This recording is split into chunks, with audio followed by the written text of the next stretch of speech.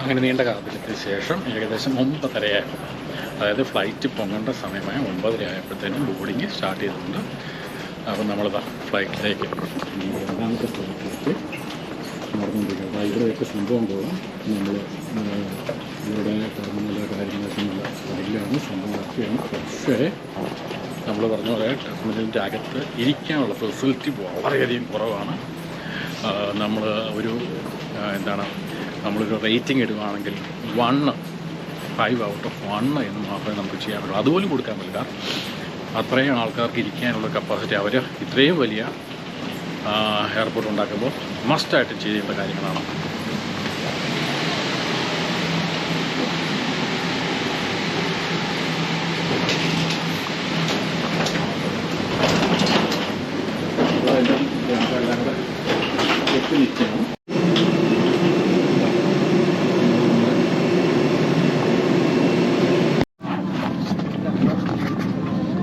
നമ്മളിങ്ങോട്ടൊന്നും നമ്മുടെ seat 4D ആയിരുന്നു. ഇപ്രാവശ്യം നമുക്ക് 39C ആണ്. ഏകദേശം ഓൾമോസ്റ്റ് മിഡിൽ പോർഷനൂടെ കഴിയും. അല്ലതെ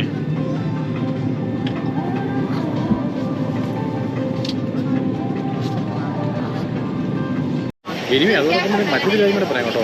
ഇവിടെ കുറേ സീറ്റുകൾ ഒഴിവാണ്. ബാക്കി 3 സീറ്റുകൾ വേക്കൻ്റാണ്.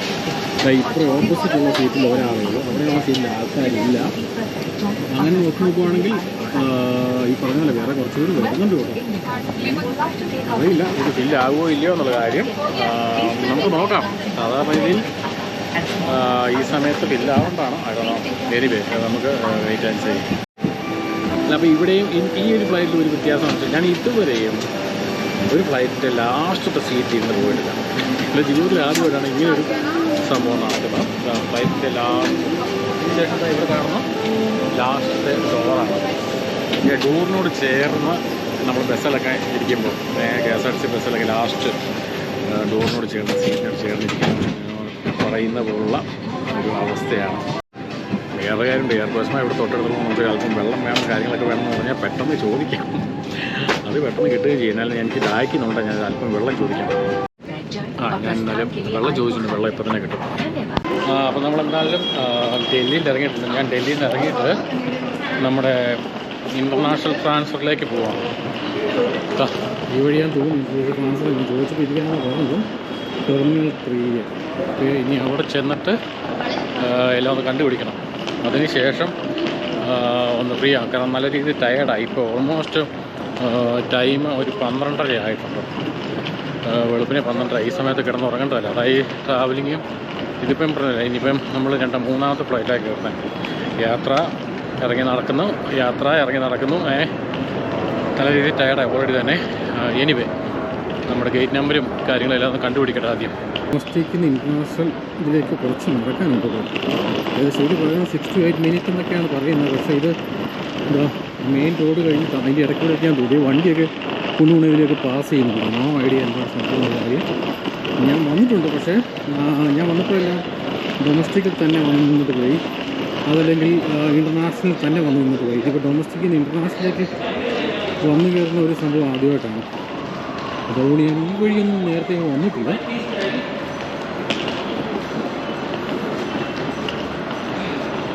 ടെർമിനൽ 3 ആണെന്ന് എന്നോട് പറഞ്ഞത്.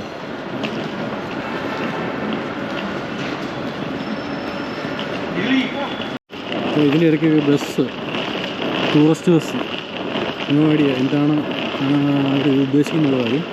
അതായത് ഇത് ഈ ഒരു ഡൽഹിയിലെ എയർപോർട്ട് എന്ന് പറഞ്ഞാൽ ഭയങ്കര ഗംഭീരമായിട്ടുള്ള ഒരു എയർപോർട്ട് തന്നെയാണ്. അതിൻ്റെ ഫെസിലിറ്റീസൊക്കെ അവർ ഒരുക്കിയിട്ടുണ്ട്. നമുക്ക് നോക്കാം മറ്റ് രണ്ടിടങ്ങളിൽ ഉണ്ടായിരുന്ന പോലെ തന്നെയുള്ള അവസ്ഥയാണോ ഇവിടെ എന്നുള്ള കാര്യം. അപ്പോൾ നമ്മൾ ഇൻ്റർനാഷണൽ ടെർമിനലിൽ വന്നു.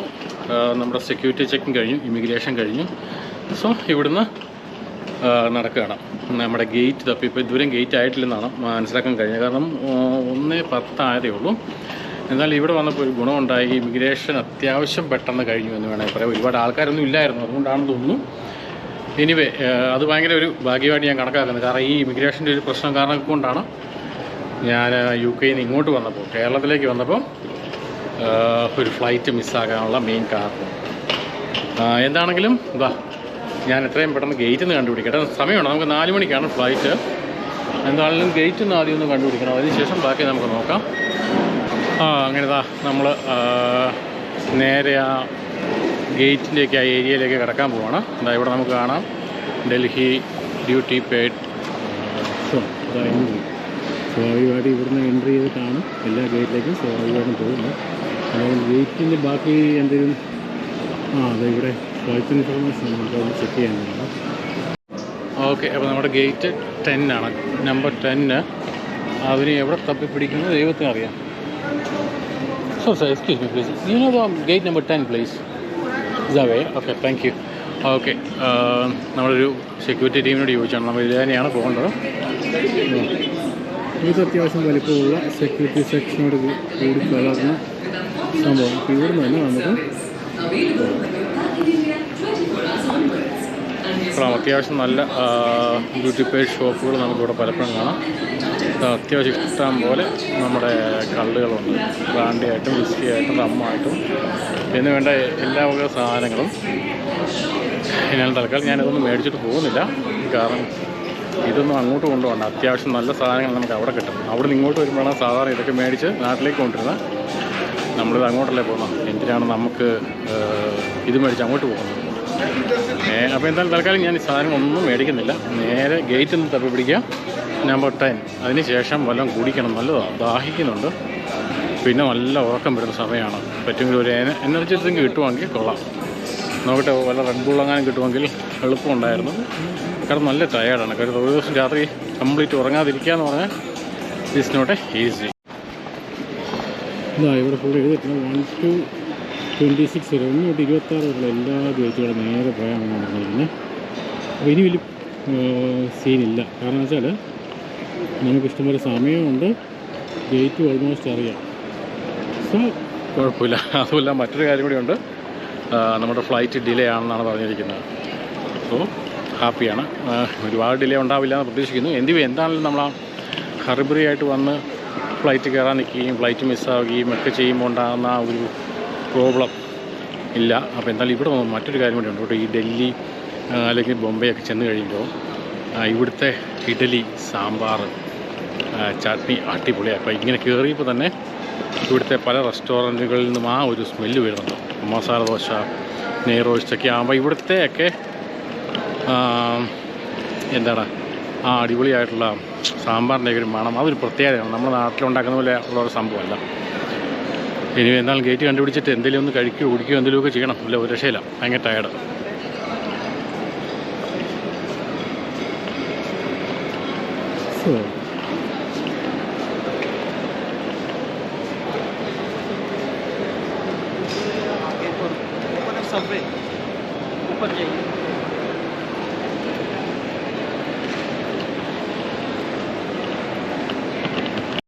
ഇവിടെ ബാറൊക്കെ ഉണ്ട്, വേണ്ടവർ കഴിക്കാം. അവിടെ ഒരു ബാറിൽ ഞാൻ കണ്ടു, വിസ്കി മേടിച്ച് കഴിഞ്ഞാൽ സ്നാക്സ് ഫ്രീ എന്നുള്ള ലെവലിലൊക്കെ നോക്കുന്നത്. ഇവിടുത്തെ ബാറിൽ പ്രത്യേകിച്ച് കാര്യങ്ങളൊന്നും കാണാനില്ല. ബിയറുണ്ട്, Delhi capital sports bar. Okay, നമ്മുടെ IPLൻ്റെ ടീമിൻ്റെ സപ്പോർട്ടിനായിട്ടുള്ള ഒരു പബ് അങ്ങനെ ഒന്ന് കാണാൻ എനിക്ക് തോന്നുന്നു. അങ്ങനെ ഏകദേശം നമ്മളൊരു 1 മണിക്കൂറോളം നടന്നിട്ടുണ്ട്, അങ്ങോട്ടും ഇങ്ങോട്ടും നടന്നിട്ട് നമ്മൾ അവസാനം 10 എന്ന് പറഞ്ഞ ഈ ഗേറ്റിലെത്തിയിട്ടുണ്ട്. ഇതാണ് ഗേറ്റ്. പക്ഷേ ഒരു കുഴപ്പമെന്ന് വെച്ചാൽ ഇപ്പോൾ സമയം ഏകദേശം 1:30 കഴിഞ്ഞതേ ഉള്ളൂ, അല്ലെങ്കിൽ 1:45 ഉള്ളൂ. നമ്മുടെ ഫ്ലൈറ്റ് പറഞ്ഞേക്കുന്നത് ഏകദേശം 4:50 4:55 മറ്റാണ്. ഒരുപാട് സമയം ബാക്കി കിടക്കുന്നുണ്ട്. എന്താ ചെയ്യുക?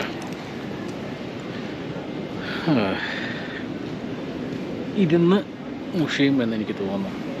അപ്പോൾ ഞാനിങ്ങനെ ആലോചിക്കണം, കുറച്ചങ്ങോട്ട് മുന്നോട്ട് നടന്നു കഴിഞ്ഞാൽ 1-2 നല്ല ബാറുണ്ട്. ഞാൻ നേരത്തെ പറഞ്ഞ പോലെ നല്ല ദാഹമുണ്ട്. ലാലേട്ടൻ പറഞ്ഞ പോലെ നമുക്ക് ഒരു ബിയർ അങ്ങോട്ട് കാച്ചിയാലോ? വേണം, കാരണം കുറേ സമയമുണ്ട്.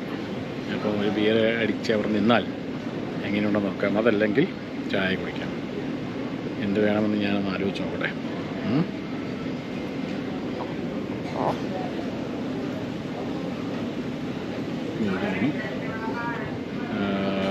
Gate number 10.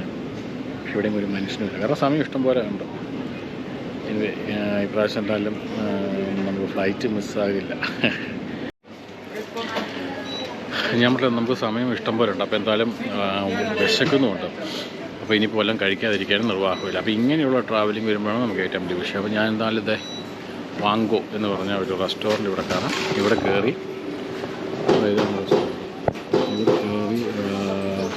ഇഡലി വട കോംബോ മേടിച്ചുണ്ട്. ഏകദേശം 379 പ്ലസ് ടാക്സ്, ഏകദേശം 398 രൂപ ഒരു കാപ്പിയും കൂടെ.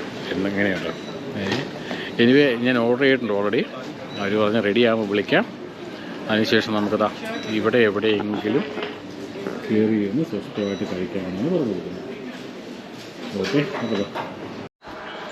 അപ്പോൾ സത്യം പറഞ്ഞാൽ ഞാനൊരു ബിയർ അടിച്ച കൊള്ളാമെന്നൊരാഗ്രഹം ഉണ്ടായിരുന്നു. പക്ഷേ വേണ്ടെന്ന് വെച്ചു. കാരണം വെച്ചാലേ ഇപ്പോൾ ബിയർ അടിച്ച് അതും ഈ പറഞ്ഞ പോലെ ഒരു 2 പൈൻറ്റ് അല്ലെങ്കിൽ എന്താണ് പറയുന്നത് 2 ക്യാൻ അതടിച്ച് കഴിഞ്ഞാൽ പിന്നെ പാടാണ്. കാരണം കുറേ നേരം ഫ്ലൈ ചെയ്യാറുണ്ട്. പിന്നെ നമ്മുടെ മെനക്കേടാണ്. അപ്പോൾ അതുകൊണ്ട് ഞാൻ തൽക്കാലം അത് ഒഴിവാക്കിയതാണ്. അതിന് പകരം ചായ കുടിച്ചേക്കാം അല്ലെങ്കിൽ ഇഡലി കഴിച്ചേക്കാമെന്ന് വിചാരിച്ചു. പിന്നെ ഇവിടുത്തെ ഈ ഡൽഹി അല്ലെങ്കിൽ ബോംബെയൊക്കെ ഉള്ള ഇഡലി വട അതിൻ്റെയൊക്കെ ഗ്രേവി അതൊക്കെ സാമ്പാർ അത് ടിപ്പിക്കൽ ടേസ്റ്റാണ്. അപ്പോൾ അതുകൊണ്ടും ഒരു ചേഞ്ച് ആയിക്കോട്ടെന്ന് വിചാരിച്ചു. അപ്പോൾ നമ്മുടെ 400 രൂപ ഫുഡ് റെഡിയായിരുന്നു. ഇതാ 2 ഇഡലി, ചെറിയ സ്മോൾ ഇഡലി. വടയാണ് ഏറ്റവും രസം. എന്താ എനിക്ക് തോന്നുന്നത് ഇത്രയും ചെറിയ വട ഞാൻ ഇതുവരെ കണ്ടിട്ടില്ല. പിന്നെ 2 തരത്തിലുള്ള നമ്മുടെ ചമ്മന്തി, പിന്നെ നമ്മുടെ സാമ്പാർ. ഇത് നല്ല ടേസ്റ്റ് ആയിരിക്കും കേട്ടില്ല, അത് ഞാൻ പറയുന്നില്ല. പക്ഷേ എയർപോർട്ടിലായതുകൊണ്ട് ഈ റേറ്റ് നമുക്ക് പറയുന്നത് നമുക്ക് പ്രത്യേകിച്ചൊന്നും പറയാൻ പറ്റില്ല. കാരണം എയർപോർട്ടിലെ എല്ലാ സാധനങ്ങൾക്കും ഇതുപോലെ റേറ്റാണ്. അപ്പോൾ അതുകൊണ്ട് വിശക്കുമ്പോൾ നമ്മൾ മേടിച്ച് കഴിക്കാൻ നിർവാഹമുള്ളൂ. No other option. So try.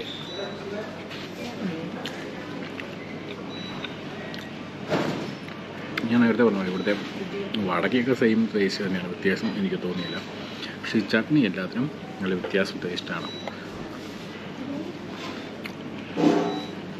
നമ്മുടെ ഇവിടുത്തെ അപേക്ഷിച്ച് നോക്കുവാണെങ്കിലും അതുപോലെ ഈ ഒരു സാമ്പാർ ഓക്കെ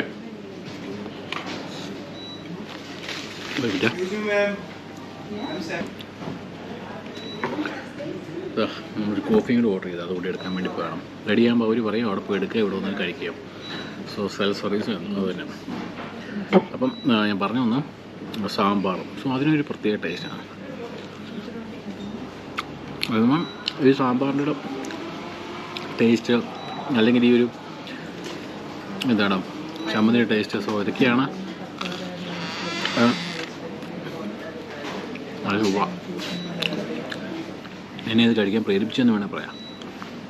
അപ്പം അതൊരു പ്രത്യേകതയാണ്. ബാക്കി കണക്കാണ്. ഇഡലി ഞാൻ ഇതുവരെയും കഴിച്ചില്ല.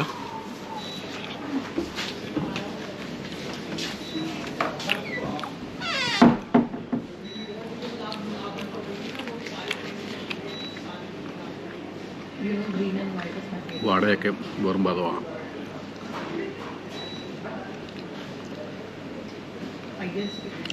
ഇത്രയും രൂപ മേടിക്കുമ്പോൾ അറ്റ്ലീസ്റ്റ് ഒരല്പം കൂടി വലിപ്പം ഈ വടയ്ക്ക് വെക്കായിരുന്നു.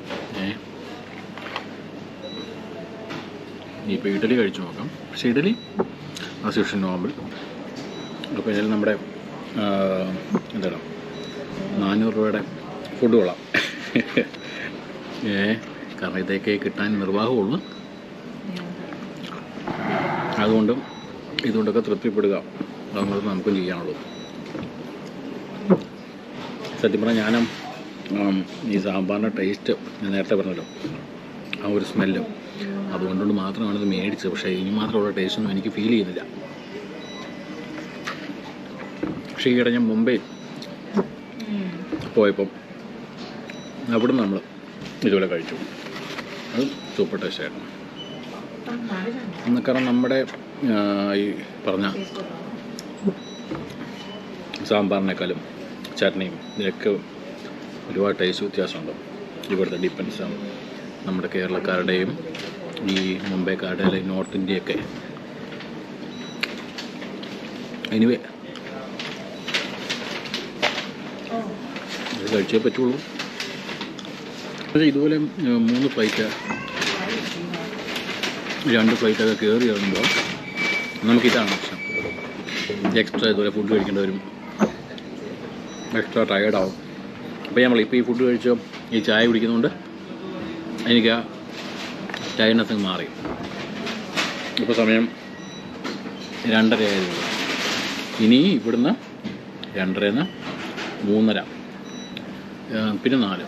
അപ്പോൾ 4 മണിയാകുമ്പോഴും അടുത്ത ബോർഡിങ് സ്റ്റാർട്ട് ചെയ്യുള്ളൂ. അവരിപ്പം പറഞ്ഞതനുസരിച്ചാണ് 4:55 ആണ് ഫ്ലൈറ്റ് ടേക്ക് ഓഫ് എന്ന് പറഞ്ഞിരിക്കുന്നത്. അതിപ്പോൾ ലേറ്റാണ്. നേരത്തെ 4 മണിക്ക് ടേക്ക് ഓഫ് പറഞ്ഞിരുന്നതാണ്, അത് മാറി. എനിവേ നമ്മൾ ഇതൊക്കെ അനുഭവിക്കണം. കാരണം നമ്മുടെ രാജ്യത്തിൻ്റെ ഇൻഡിഗോയിൽ വന്നതുകൊണ്ട് നമ്മളിത് അനുഭവിക്കണം, അല്ല വേറെ മാർഗമില്ല. അപ്പോൾ എന്നാൽ ഇനിയും ഞാൻ ഇൻഡിഗോ എന്ന് പറഞ്ഞ ഫ്ലൈറ്റ് എടുക്കില്ല. കാരണം ഇതിനു മുമ്പ് നമ്മൾ എടുത്തിട്ടില്ല, ഫസ്റ്റ് ടൈമാണ് എടുത്തത്. കാരണം എങ്ങനെയുണ്ടെന്ന് അറിയാൻ വേണ്ടി. കഷ്ടകാലത്തിന് സംഭവിച്ച കാര്യങ്ങൾ ഇതാണ്. ഇങ്ങോട്ട് വന്നപ്പോൾ ഫ്ലൈറ്റ് മിസ്സായി, തിരിച്ചങ്ങോട്ട് പോകുമ്പം ഫ്ലൈറ്റ് ക്യാൻസലായി. എനിവേ ഇതിൽ നമ്മുടെ ഈ സംഭവം ടേസ്റ്റ് ഉണ്ടെന്നൊക്കെ പറയാം. ഞാൻ നേരത്തെ പറഞ്ഞ പോലെ ഇതൊക്കെ പറ്റുള്ളൂ.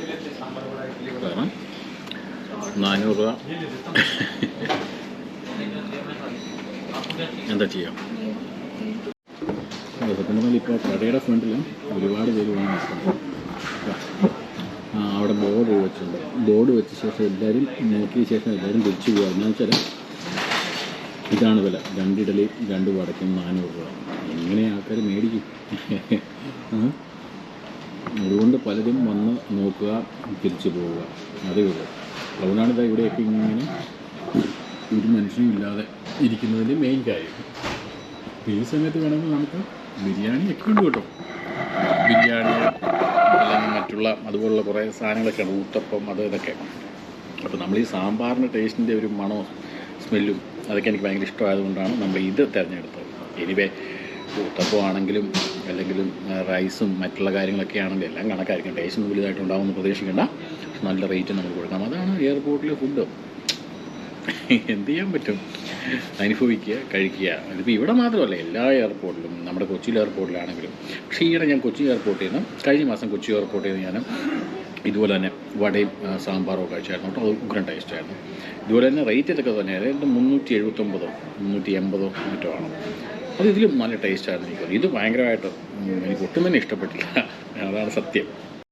ഇത്രയും വിലയുടെ ആയതുകൊണ്ടാണ് ഈ സാധനമൊക്കെ കംപ്ലീറ്റ്ലി എംറ്റി ആയിട്ട് കിടക്കുന്നത്. പക്ഷേ ഇവരെ സംബന്ധിച്ചിടത്തോളം ഇവിടെ ഭയങ്കര നിറഞ്ഞ് വേണം, ആൾക്കാർ വേണമെന്നൊന്നുമില്ല.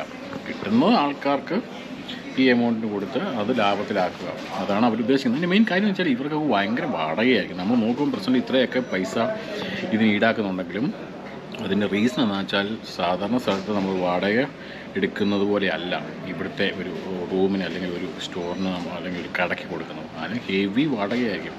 അപ്പോൾ അത് തിരിച്ചു പിടിക്കാൻ ഇവർക്ക് ഇതുപോലുള്ള റേറ്റ് ഇട്ടേ മതിയാവും. എന്ത് ചെയ്യാൻ പറ്റും? അപ്പോൾ നമ്മൾ ഫ്ലൈറ്റിൻ്റെ അകത്തിട്ടുണ്ട്. നമ്മുടെ സീറ്റ് 28D ആണ്.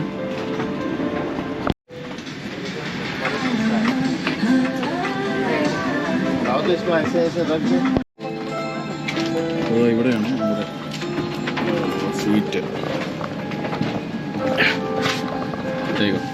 28D. സോ നമ്മുടെ ഇവിടുന്ന് നേരെ ഏകദേശം ഒരു 8 മണിക്കൂർ മറ്റോ ഉണ്ട്. കറക്റ്റ് ഞാൻ പറയാം. ഇച്ചിരി കഴിയുമ്പോൾ കറക്റ്റ് ചെയ്ത് നോക്കിയാൽ നമുക്കറിയാൻ പറ്റും ടൈം എത്രയാണ്. എന്നാൽ തുടങ്ങാം. ഓക്കെ, അതിനുശേഷം ഇടയ്ക്ക് ടൈം കിട്ടിയാൽ ബാക്കിയുള്ള ഡീറ്റെയിൽസ് പറയാം. ഇനി ബേസിക്കലി ഇതിൻ്റെ ഒരു ഫോൾട്ട് കാര്യങ്ങൾ ഞാൻ പറയാം. ഈ ഫ്ലൈറ്റിൻ്റെ നമ്മൾ ഒരുപാട് തരത്തിലുള്ള ഫ്ലൈറ്റുകൾ കയറിയിട്ടുണ്ട്. ഫസ്റ്റ് ഓഫ് ഓൾ നമ്മുടെ ഫ്രണ്ടിലുള്ള ടി വി തന്നെ നമ്മൾ മറ്റുള്ള എയർലൈൻസിനെ അപേക്ഷിച്ച് നോക്കുകയാണെങ്കിൽ വളരെ ചെറുതാണ്. അതോടൊപ്പം തന്നെ അതിൻ്റെ ഫങ്ഷൻ വളരെ കുറവാണ്. ഇതിൻ്റെ അകത്തുള്ള സിനിമയുടെ അളവ് കുറവാണ്. എനിവേ ഫസ്റ്റ് ഓഫ് ഓൾ ഞാൻ കാണിച്ചു തരാം. ഇതൊരു സാധാരണ എനിക്ക് തോന്നുന്നത് ടി വിയുടെയൊക്കെ ആദ്യത്തെ വേർഷൻ്റെ ടൈപ്പ് ഓഫ് സാധനം. അപ്പോൾ ഇതിൻ്റെയൊക്കെ ലേറ്റസ്റ്റ് നമ്മൾ ഇന്ത്യക്കാർക്ക് മറ്റുള്ള ക്യാമറൈറ്റ്സിലൊക്കെ വേറെ ടിപ്പിലാണ്. ഇതിപ്പം ജസ്റ്റ് ഇതായി ഇവിടെ ടച്ച് ചെയ്താൽ കുറച്ച് മൂവീസ് മാത്രമാണ് ആകെപ്പാടെ ഉള്ളത്. ഇത് റീജിയൻ ലാംഗ്വേജ് കുറവാണ്. നമുക്ക് ഇത് എന്താണ് റിമോട്ട് ഉണ്ടാവും, അങ്ങനെ കാര്യങ്ങളൊക്കെ ഉണ്ട്. പക്ഷേ ഈ കാര്യങ്ങളൊന്നും ഇതിൻ്റെ അകത്ത് ജസ്റ്റ് അപ്പോൾ സ്ക്രീനിൻ്റെ വലിപ്പവും വളരെയധികം കുറവാണ്. അപ്പോൾ ഇതോടൊപ്പം തന്നെ ഇതിൻ്റെ ഒരു ഗുണം കൂടെ പറയണം. ഇതിൻ്റെ സീറ്റിങ്ങിൻ്റെ ലെതർ, സോ അതൊരു സോഫ്റ്റാണ്. ഈ ബൈക്ക് കാണുമ്പോൾ അതുള്ള മറ്റുള്ളതിനെ കമ്പയർ ചെയ്യുമ്പോൾ ഒരു സോഫ്റ്റാണ്. പിന്നെ ഇത് ഏകദേശം ഒരു 8 മണിക്കൂർ തൊട്ട് 9 മണിക്കൂർ മറ്റോ ഫ്ലൈറ്റ് ട്രാവലിംഗ്. സോ അതുകൊണ്ട് തന്നെ ഇപ്പോൾ നല്ല വലിപ്പമുള്ള, അതായത് നമ്മൾ ഇങ്ങോട്ട് വന്നതിനും ഒരുപാട് വലിപ്പ വ്യത്യാസമുണ്ട്. കാരണം ഇത്രയും ട്രാവലിംഗ് ആയതുകൊണ്ട്. അപ്പോൾ അത് വെച്ച് നോക്കുകയാണെങ്കിൽ ഫ്ലൈറ്റാണ്, പക്ഷേ മറ്റുള്ള ഫ്ലൈറ്റിനെ അപേക്ഷിച്ച് നോക്കുമ്പോൾ ചെറുതാണ്. അതാണ് അതിൻ്റെ മെയിൻ കാര്യം. പിന്നെ ഇതാണ് സാധനം. ഇത് വേറൊന്നുമല്ല, ഹെഡ്ഫോണാണ്. ഈ ഹെഡ്ഫോൺ നമ്മൾ ഇവിടെ കണക്ട് ചെയ്യാണ് ചെയ്യുന്നത്. പക്ഷേ ഈ ഹെഡ്ഫോൺ ആണെങ്കിൽ ഞാൻ കാണിച്ചു തരാം. ബേസിക്കലി ഒരു ജാമ്പും കാലത്തെ സാധനമാണെന്ന് വേണേൽ പറയാം. കാരണം ഇപ്പോൾ ഇങ്ങനത്തെ സാധനമൊന്നും അല്ല ഉള്ളത്. ബേസിക്കലി ഇതൊക്കെ ബിഗിനിങ് സമയത്ത് എനിക്കൊന്ന് 10-15 വർഷങ്ങൾക്ക് മുമ്പ് നമ്മൾ ഫ്ലൈറ്റ് കയറി ഇപ്പോൾ കണ്ടിട്ടുള്ളതാണ്. അതിൻ്റെ അകത്ത് പൊട്ടിച്ച് കഴിഞ്ഞാൽ നമുക്ക് ഇടുന്ന സാധനം ഇതാണ്. അല്ല,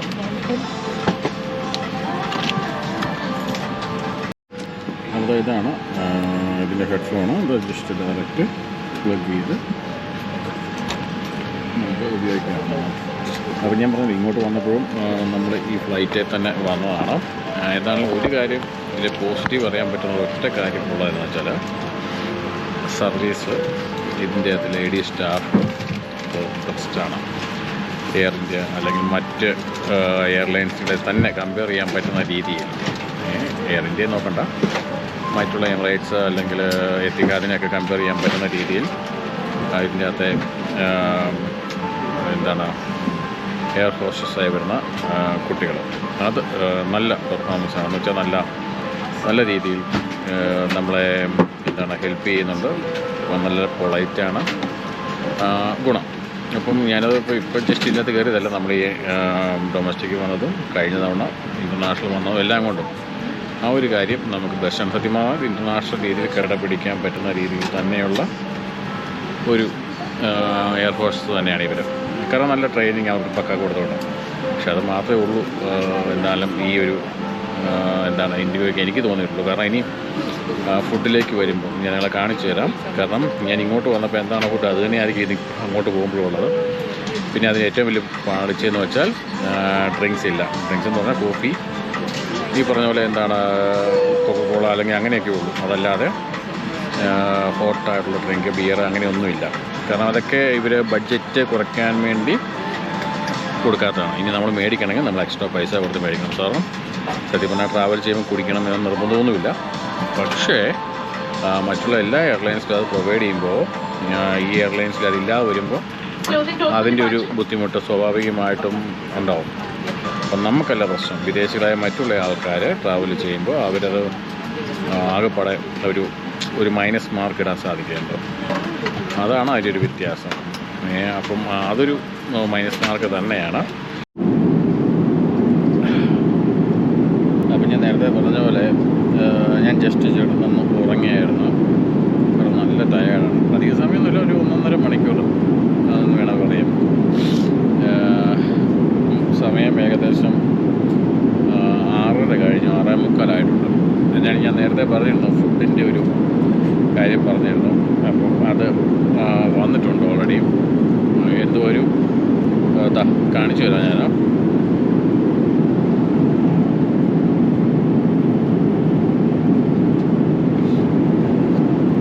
അതായത് സാധാരണ നമ്മൾ ചിക്കൻ റോള് അല്ലെങ്കിൽ വെജിറ്റബിൾ റോള് എന്നൊക്കെ പറയില്ലേ, എന്ന് പറഞ്ഞ പോലെ ഒരു സാധനമാണ്.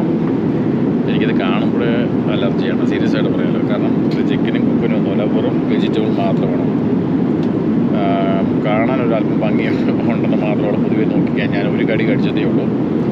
കാരണം ഇത് തന്നെയാണ് ഇങ്ങോട്ട് വരുമ്പോഴും അങ്ങോട്ട് പോകുമ്പോഴും ഇതൊക്കെ കൊടുക്കുന്നത്. ഇവർക്കൊരു ഒറ്റ മീലേ ഉള്ളൂ, ഈ ഒരു സാധനം കൊടുക്കും. അതിനുശേഷം രണ്ടാമത് നമുക്കിരുന്ന് ഒരു മീല് തരും. മീല് തരുന്നത് എന്താണെന്ന് വെച്ചാൽ റൈസ്, പനീർ കൊണ്ടൊരു കറി, അതിനകത്ത് പയർ, പിന്നെ ഒരു ബണ്ണ്, ഒരു ബട്ടർ. അതെനിക്ക് തന്നിട്ടില്ല, എനിക്കറിയാം ഈ സംഭവം.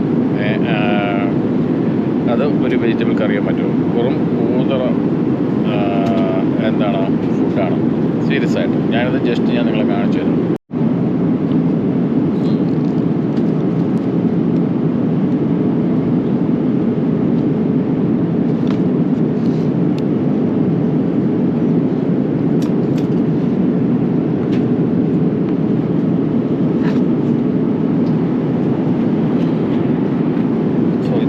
സാധനം ഞാൻ ഒരു കടി അടിച്ചതേ ഉള്ളൂ.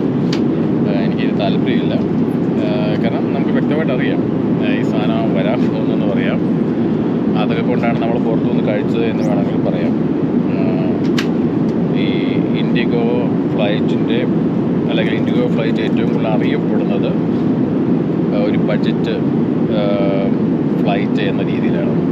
അതുകൊണ്ട് തന്നെ മറ്റുള്ള ഫ്ലൈറ്റിനെ കമ്പയർ ചെയ്യുമ്പോൾ നമ്മുടെ എമിറേറ്റ്സ് അല്ലെങ്കിൽ എത്തിഹാദ് അല്ലെങ്കിൽ ഗൾഫ് എയർവേസ് അതിനൊക്കെ കമ്പയർ ചെയ്യുമ്പോൾ ഒരല്പം പേയ്മെൻറ്റ് കുറവാണ്. അപ്പോൾ ആ ഒരു പേയ്മെൻറ്റ് അല്പം എന്ന് പറഞ്ഞാൽ അധികമൊന്നുമില്ല, ഒരു 10,000 അല്ലെങ്കിൽ 20,000 രൂപയുടെ വ്യത്യാസമുണ്ട് ചില സമയത്തോട്ട്. അപ്പോൾ അതിൻ്റെ ഒരു വ്യത്യാസം അവർ അങ്ങനെ വരുത്തുമ്പോൾ അവരതിൽ ലാഭം ഉണ്ടാക്കുന്നതായി ഈ ഒരു ലെവലിൽ കൂടെയാണ്. അതായത് ഇതുപോലുള്ള നൂതന ഫുഡ് കൊടുക്കുക, ഒരു ടേസ്റ്റുമില്ല, ഒരു ടേസ്റ്റില്ല അവസാനമാണ്. ഓക്കെ, അതുകൊണ്ടാണ് ഞാൻ ഒരു തവണ ഞാൻ ഒന്ന് കഴിച്ചു നോക്കി. അപ്പോൾ അതുകൊണ്ട് അതേപടി ഞാൻ വെച്ചേക്കുന്നതും അതുകൊണ്ടാണ്. ഞാൻ നിങ്ങളെ കാണിക്കാൻ വേണ്ടി പോലും കഴിക്കാൻ താല്പര്യമില്ല. കാരണം അത്രയും താല്പര്യം, കാരണം എനിക്കറിയാം വരുന്നത് എങ്ങനെയാണെന്നുള്ള കാര്യം, ടേസ്റ്റ്. അതോടൊപ്പം തന്നെ ബിവറേജായിട്ട് ഇവർ കൊടുക്കുന്നത് ജസ്റ്റ് ചായ, കോഫി, പിന്നെ കൊക്കക്കോള, ജ്യൂസ്, ദാറ്റ്സ് ഇറ്റ്. സത്യം പറഞ്ഞാൽ നമുക്ക് മദ്യം എന്നുള്ള സംഭവം ഇവർ കൊടുക്കുന്നില്ല. ഈ പറഞ്ഞ പോലെ മദ്യപിക്കണം എന്ന് എപ്പോഴൊന്നും ഒരു നിർബന്ധവുമില്ല ഫ്ലൈറ്റിൽ. പക്ഷേ ഞാൻ നേരത്തെ പറഞ്ഞ പോലെ ഇതിൽ വിദേശികളടക്കം വരുന്നതാണ്. അപ്പം അവർക്ക് എല്ലാ ഫ്ലൈറ്റിലും അവർ കയറുന്നുള്ളതാണ്. അല്ലെങ്കിൽ ഈ ഫ്ലൈ ചെയ്യുന്നവരെല്ലാം ഈ ഇൻഡിഗോയിൽ മാത്രം വരുന്നവരല്ലല്ലോ. ഈ ഇൻഡിഗോ വിദേശ യാത്ര നടത്തുന്ന അല്ലെങ്കിൽ ഇൻഡിഗോ ഇതുപോലെ ദൂരെ ഇൻ്റർനാഷണൽ നടത്താൻ തുടങ്ങിയിട്ട് അധികം നാളായിട്ടില്ല എന്നാണ് എൻ്റെ അറിവ്. കാരണം ഞാൻ ആദ്യമായിട്ടാണ് കയറുന്നത്. ഞാൻ പലപ്പോഴും പല സ്ഥലത്തു നിന്നും ട്രാവൽ ചെയ്യാൻ തുടങ്ങിയപ്പോഴും അവിടെയൊന്നും ഞാൻ കണ്ടിട്ടില്ല. അപ്പോൾ അതുകൊണ്ട് തന്നെ പല ട്രാവലിലും പല ഫ്ലൈറ്റിലും യാത്ര ചെയ്തവർ ഇതിലേക്ക് വരുമ്പോൾ, പ്രത്യേകിച്ച് വിദേശികൾ വരുമ്പോൾ, അവർ നോക്കുമ്പോൾ ഇതാണ് സംഭവം കാണുന്നത്. അതായത് ഒന്നാമത് നോർമലായിട്ടുള്ള ബിവറേജ് രീതിയില്ല. പിന്നെ നമ്മൾ ആൽക്കഹോൾ വല്ലതും കഴിക്കണമെങ്കിൽ അതിന് പേയ്മെൻറ്റ് ചെയ്യുകയും ചെയ്യണം. ഓക്കെ, അത് മറ്റുള്ള എയർലൈൻസിൽ പോയിട്ടുള്ള ഒരാളും ഇൻട്രസ്റ്റ് കാണിക്കില്ല, ഉറപ്പായിട്ടും. ഇതൊരു മൈനസ് മാർക്ക് തന്നെയാണ്.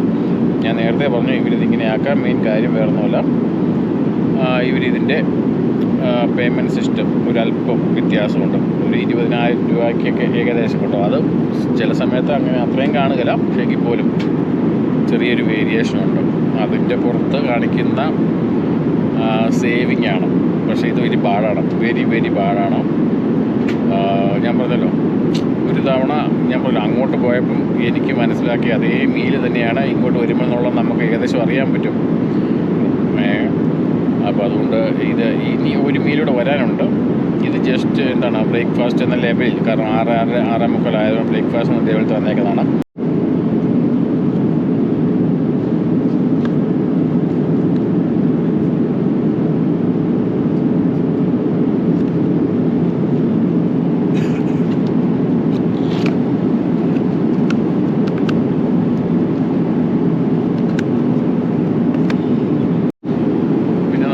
കാണിക്കാൻ പറ്റുന്നത് ഇതാണ്.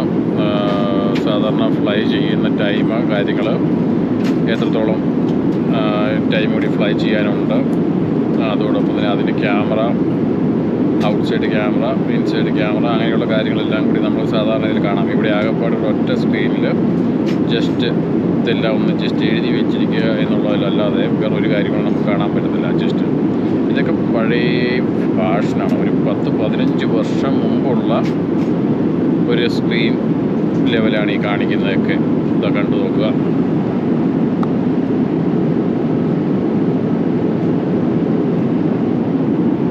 എനിക്ക് തോന്നുന്നു 10-15 വർഷം മുമ്പ് ഞാൻ ഫ്ലൈ ചെയ്തപ്പോൾ ഇതുപോലെ ഞാൻ കണ്ടിട്ടുണ്ട് പല ഫ്ലൈറ്റിലും. അതിനുശേഷം ഫ്ലൈറ്റിലൊക്കെ നല്ല രീതിയിൽ അപ്ഡേറ്റ് ചെയ്തിട്ട് camera, outside camera, inside camera, അതുപോലെ തന്നെ 3D ഫ്ലൈറ്റ് ട്രാവലിങ്, അങ്ങനെയൊക്കെ പല ഫ്ലൈറ്റിൽ നമുക്ക് കാണാം. എമിറേറ്റ്സിലൊക്കെ കണ്ടു നോക്കുക, നമുക്കറിയാം 3D ലെവലിൽ ആണ് കാണിക്കുന്നതൊക്കെ.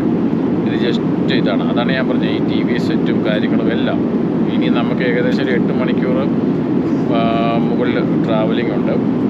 അപ്പോൾ ഇതൊക്കെ ഈ 2025 എൻഡ് നിൽക്കുമ്പോൾ പോലും അവർ ബഡ്ജറ്റ് എയർലൈൻസ് എന്ന പേരിൽ സത്യം പറഞ്ഞാൽ ഒരു തരത്തിലുള്ള അപ്ഡേഷനും ഇല്ലാതെ ലോക്കൽ ഫ്ലൈറ്റ്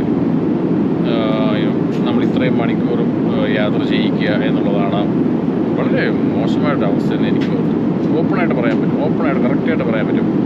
അതല്ലെങ്കിൽ നിങ്ങൾക്ക് ഇനി ഇതിൽ യാത്ര ചെയ്യുമ്പോൾ നിങ്ങൾക്കത് മനസ്സിലാകും.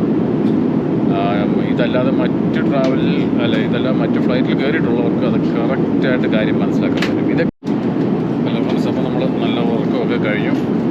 ഏകദേശം ലാൻഡ് ചെയ്യാൻ വേണ്ടി 2 മണിക്കൂറേ ഉള്ളൂ. ഇവിടെ UK ടൈം വെച്ച് നോക്കുവാണെങ്കിൽ ഏകദേശം ഒരു 8:30 ആയത്. ഈ സമയത്താണ് ലഞ്ച് കൊണ്ടുവരുന്നത്. സത്യം പറഞ്ഞാൽ ഈ സമയത്ത് ബ്രേക്ക്ഫാസ്റ്റാണ് ഇവിടെ വരുന്നത്. പക്ഷേ ഇവർ ചിലപ്പോൾ ഫ്ലൈ ചെയ്യുന്ന ഇന്ത്യൻ കണക്കാണെങ്കിൽ അത് ഈ പറഞ്ഞ പോലെ നൈറ്റ് ടൈം ആയിരിക്കും അല്ലേ എന്ന് ഞാൻ വിചാരിക്കുന്നു. അല്ല, അങ്ങനെയാണല്ലോ അത് വരില്ല അല്ലേ. എന്നാലും ഇത് ലഞ്ചാണ് എന്നുള്ള ലെവലിലുള്ള സാധനമാണ് വന്നിരിക്കുക. അപ്പോൾ ഞാൻ നേരത്തെ പ്രെഡിക്റ്റ് ചെയ്ത് പറഞ്ഞിരുന്നു ലഞ്ചിൻ്റെ വരുന്ന സാധനങ്ങൾ. അപ്പോൾ ഞാൻ ഒന്നുകൂടെ ചോദിച്ചു, നിങ്ങൾക്ക് ഈ പനീരും ഈ വെജിറ്റബിൾസിൻ്റെ അല്ലാതെ വേറെ എന്തോ ഉണ്ടെന്ന് ചോദിച്ചാൽ പറഞ്ഞു റെയറായിട്ട് നമ്മുടെ ബിരിയാണി ഉണ്ട്. ഓക്കെ, ഞാൻ പറഞ്ഞാൽ ശരിയാണ്, ബിരിയാണി കൊണ്ടുവരാൻ പറഞ്ഞു. കഴിഞ്ഞ തവണയൊക്കെ നമുക്ക് ചോദിക്കാത്തതുകൊണ്ടാണ് തോന്നി ഇവരെടുത്ത് തന്നേക്കുന്നത്. ഞാൻ പറയാൻ പിടി കിട്ടിയാണ്. അടുത്തൊരു ഓപ്ഷൻ ചോദിക്കാത്തതുകൊണ്ടാണ് എടുത്ത് തന്നേക്കുന്നത്. എനിക്ക് എന്തായാലും ഇതാണ് സാധനം. ഓക്കെ, ഇതിനകത്തുള്ള കുറച്ച് പറഞ്ഞാൽ ഇതാണ് ബിരിയാണിയുടെ സംഭവം. ബാക്കി ഇത് മറ്റേ നമ്മുടെ ഗുലാബ് ജാമുൻ, മറ്റ് കലാപരിപാടികൾ എന്തായാലും ട്രൈ ചെയ്ത് നോക്കാം. ഒരു കൊക്കക്കോള കൂടെ നമ്മൾ മേടിച്ചു. ഒരു കാര്യം ആലോചിക്കണേ, രാവിലെ 8:30 ആകുമ്പോഴാണ് ലഞ്ച് നമ്മൾ കഴിക്കുന്നത്. അതായത് ഇന്നലെ വെളുപ്പിനെയോ മറ്റോ ആണ് നമുക്ക് ബ്രേക്ക്ഫാസ്റ്റ് ആയിട്ടുള്ള ആ ഒരു ബണ്ണ് പോലെ സാധനം തന്നില്ലായിരുന്നു. ആ സാധനം ഞാൻ കഴിച്ചില്ല. അപ്പോൾ ബാക്കി ഇതിപ്പം ഇപ്പോഴാണ് തരുന്നത്. ഇതിൻ്റെയൊക്കെ ടൈമിങ് എന്താണ് അവർ ഉദ്ദേശിക്കുന്നത് എനിക്ക് ഒരു ഐഡിയ ഇല്ല. ഓക്കെ, ഇനി എന്താണ് നമ്മുടെ ബിരിയാണി കഴിക്കണം. അതിന് മുമ്പ് അതിൻ്റെ കൂടെയുള്ള ഈ ബണ്ണ് വെച്ചിട്ട് സാധനങ്ങൾ കഴിക്കാതെ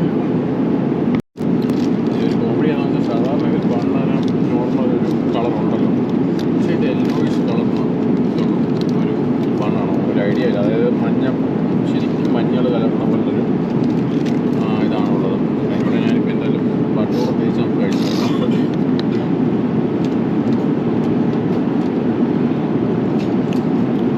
സാധാരണ മണ്ണേക്കാൾ വേറെ എന്തോ ഒരു ടേസ്റ്റാണുള്ളത്.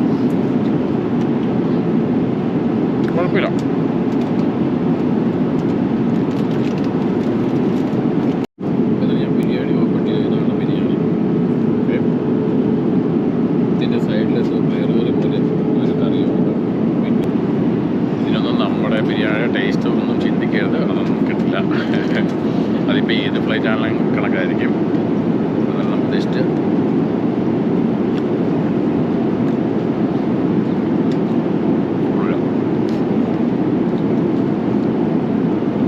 ജസ്റ്റ് എന്തോ ഒരു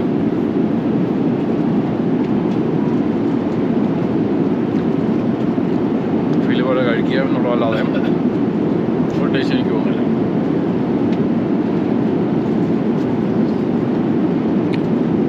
ഇനി പിന്നെ ആകെപ്പാടെ പ്രതീക്ഷയുള്ളത് ഈ രസഗുളയിലാണ്. ഇത് നല്ലതാണ്, നല്ല സാധനം. നമുക്കതൊന്ന് ട്രൈ നോക്കാം.